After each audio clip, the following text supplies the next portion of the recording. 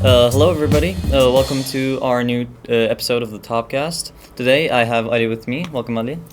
Welcome, guys. This is my actually first time in TOBBCAST, so I'm a little too excited right now.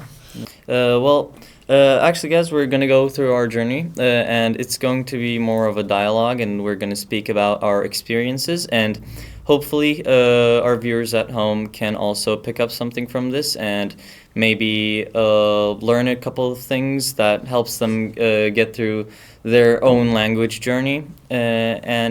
So let's begin with your basically journey and your childhood. So how did you first start learning English, and what was your motivation? So actually, it all began when I was like 7 years old.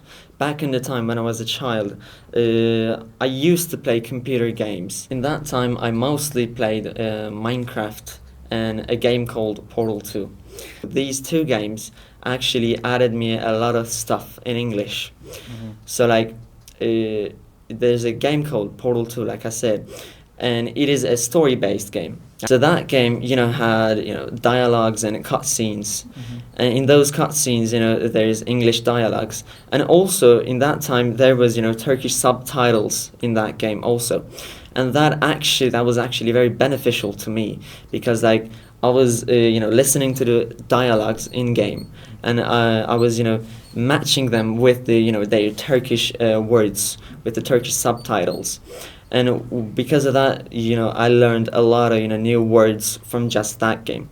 And also Minecraft. Back in the time, I was also playing a lot of Minecraft. And Minecraft, it has, sometimes you want to build a modern house in that game.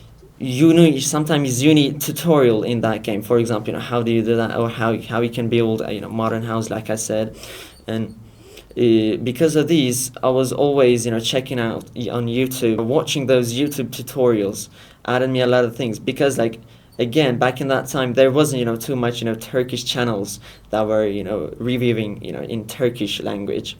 As a child, I pretty much did the same. I talked about this a bit in the other episodes, but I began with Minecraft, and I basically did the same as you, looked at tutorials, or even the blocks and the names in the game pretty much helped me understand what I was looking at and the English definition of that.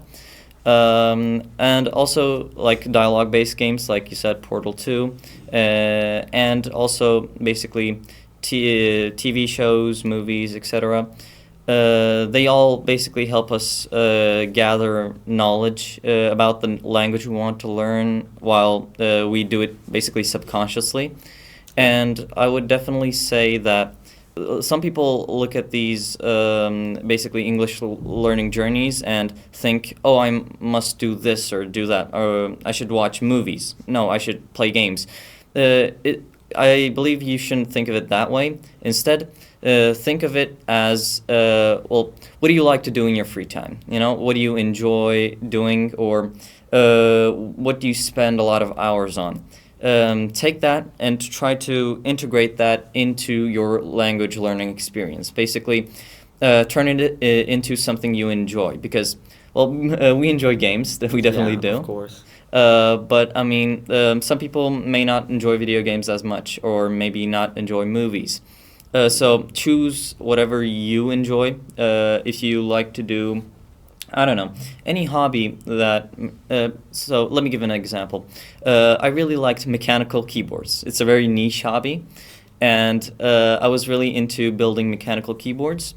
And what I did was I looked into a lot of English YouTubers that did basically that, and it kind of basically deepened my understanding of the English language. So if you have even a very niche hobby, or it could be a popular hobby, it doesn't matter, try to integrate that into your language learning experience. That is what I would recommend.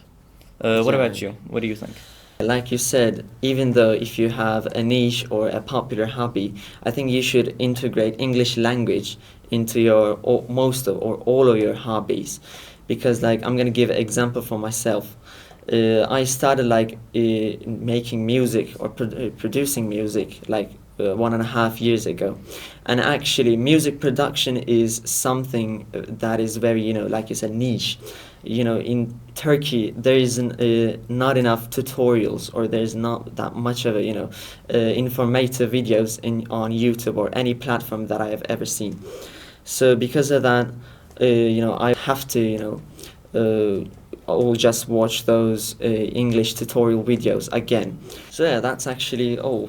Like you said, I think we should integrate, the foreign languages, the language that we want to learn.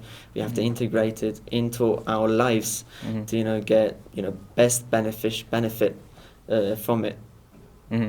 Yeah, I definitely agree with you. I mean, basically, the important aspect of language learning is, well, the reason you want to make it enjoyable is because you want to spend a lot, and I mean a lot of time doing it. And because you're doing it subconsciously when you're doing a hobby or something else, something that you enjoy, that time becomes so much easier to spend because you're doing something that you like. That's why grammar and spending time learning languages is very important, because practice makes perfect with basically any language, and especially with learning the grammar of that language. You want to be seeing so many thousands of examples every single day while you're basically, researching something, reading something, watching something. That becomes ingrained into your brain that is the correct way to type or to say or to write something. And that preemptively becomes your instincts, I would say.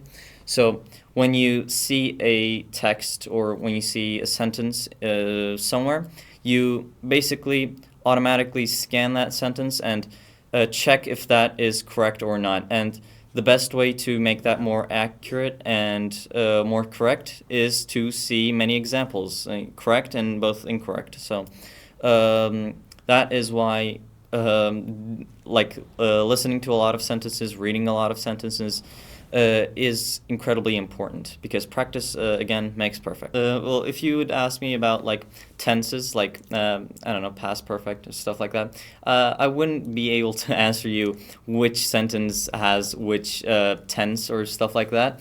But when I see something, my mind automatically basically decides if that sentence is correct or not, and what would be the correct way to write that sentence. So that is why basically subconscious training is very important. I wouldn't recommend you to learn this is past perfect, this is that, and then basically break them down into classes to basically memorize. I wouldn't recommend you doing that. Instead, just look at all kinds of sentences, all kinds of sentence formations, stuff like that, and don't label them. Just look at them, practice them. The more you see, the better, because, well, you're definitely at some point, you're gonna see, you're gonna think that you've seen every single basically possible formation, and then one day you're gonna see something, you're gonna see a sentence, and you're gonna be like, what is that? And for that to happen less and less, you have to practice more, basically. And I want to mention something, like before we mentioned about subconscious learning, and I think this happens because of the integrating the language in your own life. Because when you integrate it, for example, changing your phone's language to an English, you get used to it after some time. Actually, you're subconsciously learning those words, or you're getting used to those words and or that language. So like we mentioned, we should integrate it in every aspect of our lives. Yeah, and definitely. this is the key of the subconscious learning, I believe. Now let's talk about listening and speaking, basically. I believe what is important with listening is, the first thing is, again, practice, because when you first begin, you're going to understand maybe 10% or 20% of the stuff that you listen to, and that is totally okay.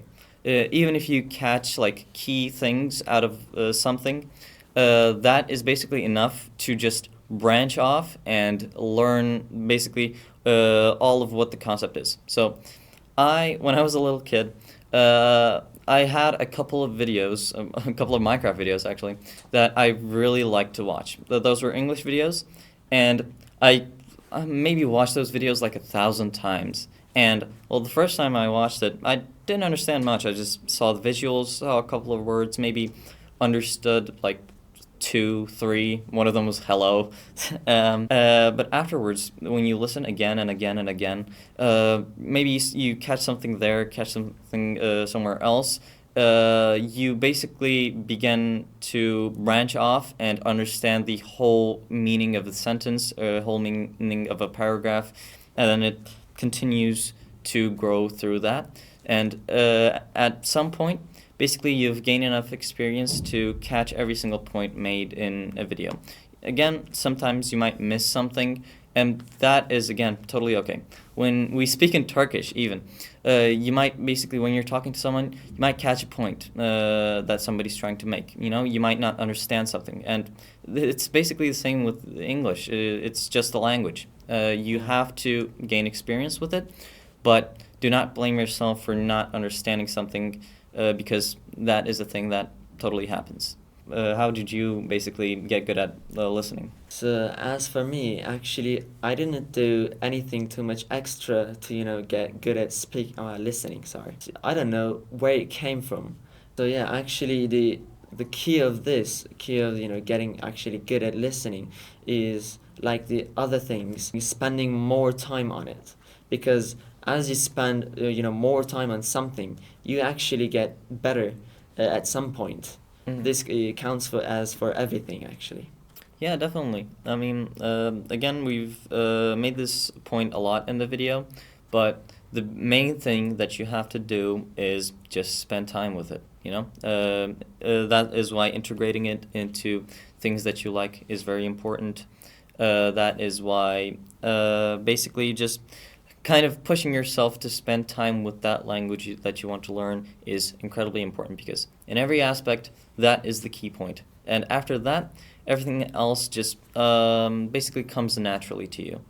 Try not to worry yourself too much, because again, this is a thing that happens with time, and sometimes you might think that you're not getting enough progress, or you're not getting enough basically experience with it. Just keep at it, don't leave it, and just try to push through with it. That also goes with speaking. But with speaking, what I would recommend is that you find American, British, basically people with the native language of English, or the language that you want to learn. Maybe try going on Discord or some other platform where you can chat to an American or a British person, or just someone who speaks English very good. When I was like around 13, 14, I believe, I used to go on like random online speaking rooms in Discord and just speak to people. My English was not the best. It was okay, but I just went in there, talked to people and played games with people, and that was really fun and basically helped me learn how actual American and British people talk. It's not the exact same with like TV shows or movies. And I would like to talk about a memory of mine that was very nice, and I keep that in mind a lot.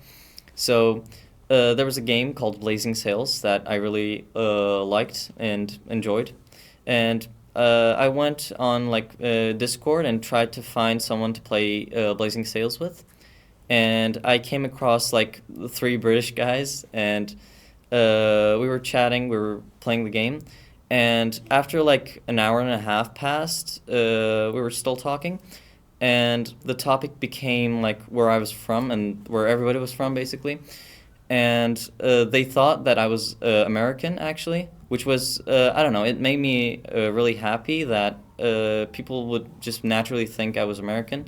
And because I wasn't really nervous, because I was just playing a game, I didn't really stress it that much. It kind of came naturally to me, because I was usually I talk to people a lot, but I was pretty introverted, especially at the time. So I wasn't really incredibly.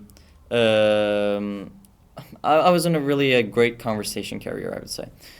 So that was a really nice memory of mine. So when you do something and you basically don't consciously think about how you're speaking and if you're speaking good, it kind of just comes naturally to you. Thank you guys for watching this TOBBCAST episode. Thank you to Ali for coming on here. And thank you also. Yep, speaking about his journey.